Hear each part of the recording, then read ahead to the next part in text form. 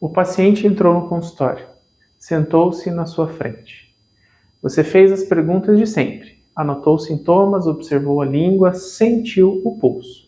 E no final, você sente que algo não foi dito. Uma informação importante ficou de fora. Um silêncio que você não sabe interpretar. O que o paciente está dizendo sem falar? Isso não é adivinhação, é observação clínica.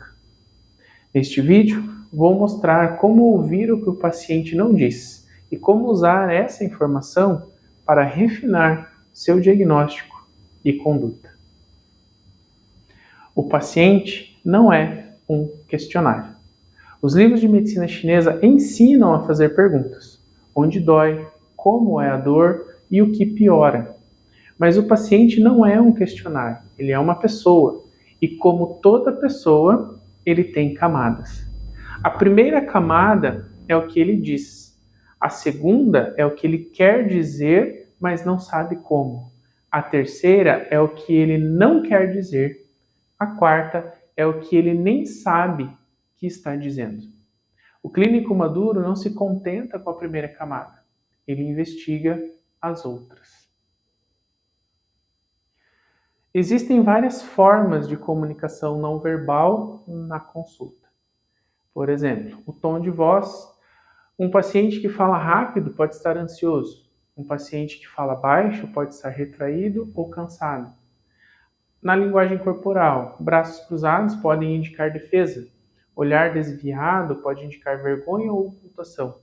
Postura encurvada pode indicar deficiência ou fadiga. Os silêncios. O paciente faz pausas longas antes de responder, ele hesita. O silêncio muitas vezes é o momento em que a informação verdadeira está prestes a emergir. O que o paciente não inclui. Ele fala dos sintomas, mas não menciona a história. Ele fala do corpo, mas não das emoções. O que está ausente é tão revelador quanto o que está presente. Ouvir o não dito exige uma postura ativa. Primeiro, esteja presente. Se você está pensando no próximo ponto, no próximo paciente, não vai perceber. Presença é a base da escuta clínica. Segundo, observe sem julgar. Não categorize imediatamente o que você vê. Apenas observe. A interpretação vem depois. Terceiro, não interrompa. Muitas vezes a informação mais importante vem depois de um silêncio.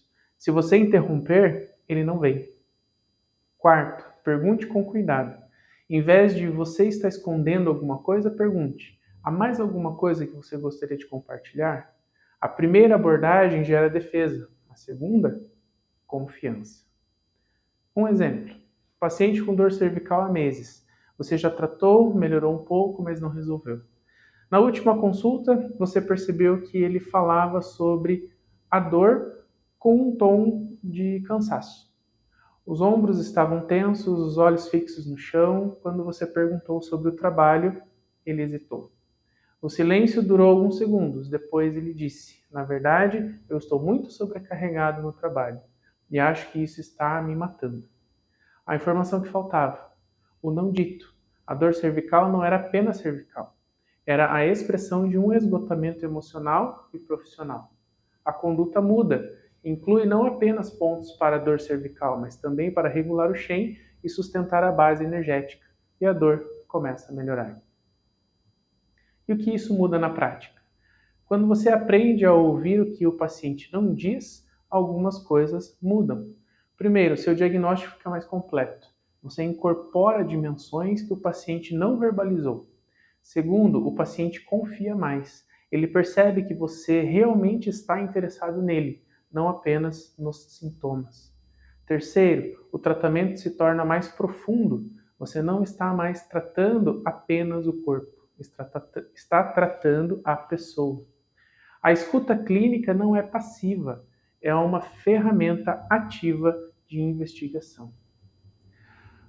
O paciente sempre fala, a questão é se você está ouvindo, não apenas as palavras, o tom, o corpo, o silêncio, o que não é dito. Com a prática, você aprende a ler esses sinais e a clínica se torna mais precisa, mais humana e mais profunda. Nos comentários compartilhem. Você já teve um caso em que percebeu algo que o paciente não disse e isso mudou o seu diagnóstico?